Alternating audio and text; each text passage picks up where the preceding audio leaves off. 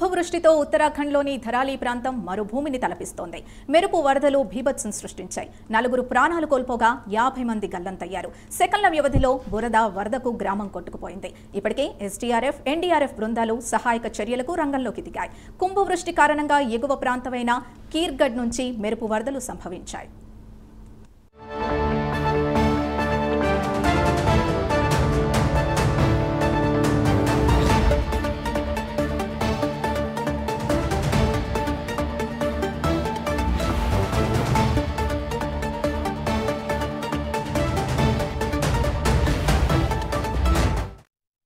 ఇక ఇదే అంశానికి సంబంధించి పూర్తి డీటెయిల్స్ మా నేషనల్ బ్యూరో చీఫ్ కళ అందిస్తారు. కళ, చెప్పండి.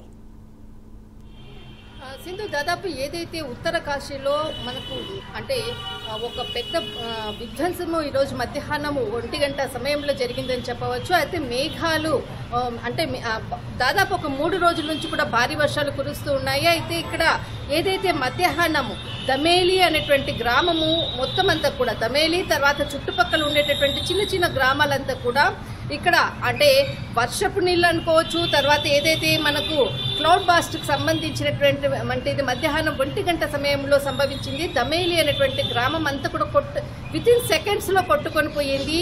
ఆ విజువల్స్ చూస్తే కూడా చాలా భయంకరమైనటువంటి విజువల్స్. అసలు ప్రజలు అంటే ఆ ఇళ్లలో ఉండేటటువంటి వాళ్ళందరూ కూడా బయటికి వచ్చేటటువంటి టైం కూడా లేదు. అటువంటి వితిన్ సెకండ్స్లో కూడా మొత్తం గ్రామం అంతా కూడా కొట్టుకొని పోయింది క్లౌడ్ బస్ట్ ఏర్పడడంతో. దాదాపు ఇది మనకు ఉత్తర కాశీలో జరిగింది. ఇక్కడ అంటే ఏదైతే ఈ సంఘటన జరిగినప్పుడు దానికి 4 కిలోమీటర్ల దూరంలోనే ఒక ఆర్మీ క్యాంపు అంటే ఇక్కడ మనకు ఉత్తరాఖండ్కి సంబంధించినటువంటి ఆర్మీ క్యాంప్ ఉంది, హర్సేలి అనేటువంటిది. ఈ విషయం తెలియగానే హుటాహుటిన ప్రజలను కాపాడడం కొరకు ఆ ప్రాంతానికి వచ్చే ప్రయత్నం చేశారు. చాలా మంది దాదాపు ఒక 20 మందిని కూడా కాపాడడం చేశారు. కానీ ఈ క్లౌడ్ బస్ట్ తోటి మనకి ఏదైతే ఉందో 4 చనిపోయారు, దాదాపు 50 మందికి పైగా తీవ్రంగా గాయాలయ్యాయి. కానీ చాలా మంది ఆ వరద నీటిలో మాత్రం కొట్టుకొని పోయారు. ఇంకా మనకి సమాచారం రావాల్సింది. మధ్యాహ్నం జరగడంతో ఒకవైపు పార్లమెంట్ సమావేశాలు జరుగుతున్నాయి. దీనిపై అటు ప్రధాని నరేంద్ర మోడీ కూడా వెంటనే స్పందించడం జరిగింది. అటు రాజ్నాథ్ సింగ్, తర్వాత కేంద్ర హోంశాఖ మంత్రి అమిత్ షా, తర్వాత నడ్డా, తర్వాత అందరూ కూడా దీనిపై స్పందించడం జరిగింది. చాలా పెద్ద విధ్వంసం ఇక్కడ ఈరోజు ఉత్తర కాశీలో జరిగింది. అయితే ఇక్కడ ఏదైతే మనకు ఆర్మీలో అంటే ఎస్డీఆర్ఎఫ్ బృందాలు అనుకోవచ్చు, ఎన్డీఆర్ఎఫ్ బృందాలు అనుకోవచ్చు, తర్వాత ఐటీబీపీకి సంబంధించిన అందరూ కూడా దాదాపు 150 మందికి పైగా కూడా ఇక్కడ ఏదైతే విధ్వంసం సృష్టించబడ్డదో ఆ ప్రాంతాన్ని కూడా సహాయక చర్యలు అందిస్తున్నారు. కానీ మనకి ఇంకా సమాచారం రావాల్సింది. కానీ ఇది కేంద్ర ప్రభుత్వం కూడా కొద్దిసేపటి క్రితమే అక్కడ ముఖ్యమంత్రి ధామితో కూడా మాట్లాడడం జరిగింది. ఉత్తరాఖండ్ సీఎం ధామితో కూడా మాట్లాడడం జరిగింది. ఖచ్చితంగా సహాయక చర్యలు అందిస్తామంటూ కూడా ప్రధాని నరేంద్ర మోడీ కూడా హామీ ఇవ్వడం జరిగింది.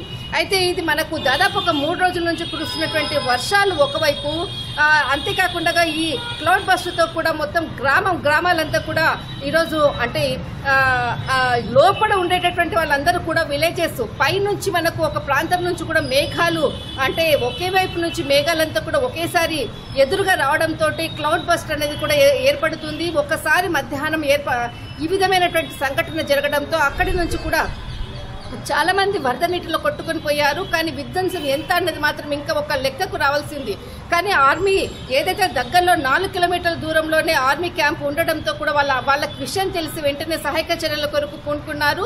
కానీ ఇక్కడ ఏదైతే అక్కడ తీవ్రంగా గాయపడినటువంటి వాళ్లకు ఋషికేశ్ ట్రామా సెంటర్కి తరలిస్తున్నారు. తర్వాత మనకి ఉత్తర కాశీ ఆ ప్రాంతాల్లో కూడా మొత్తం అంతా కూడా అలర్ట్ కూడా ప్రకటించడం జరిగింది. ఇప్పటికే కూడా 3 రోజుల నుంచి కూడా ఎవరు కూడా ఇళ్లలో నుంచి బయటికి రానటువంటి పరిస్థితి. మరొక వైపు ఈ విధంగా క్లౌడ్ బస్ట్ ఏర్పడడంతో కూడా గ్రామాలంతా కూడా ఈరోజు మంచు పర్వతాల మధ్యలో అనుకోవచ్చు, వరద నీటిలో అనుకోవచ్చు కొట్టుకొని పోయాయి. మధ్యాహ్నం జరిగినటువంటి విపత్తు అంటే ప్రకృతి విపత్తుల్లో మాత్రము ప్రజలు కాపాడుకునేటువంటి సమయం కూడా దొరకలేదు అని చెప్పవచ్చు. సింధు, థ్యాంక్ యూ కళ.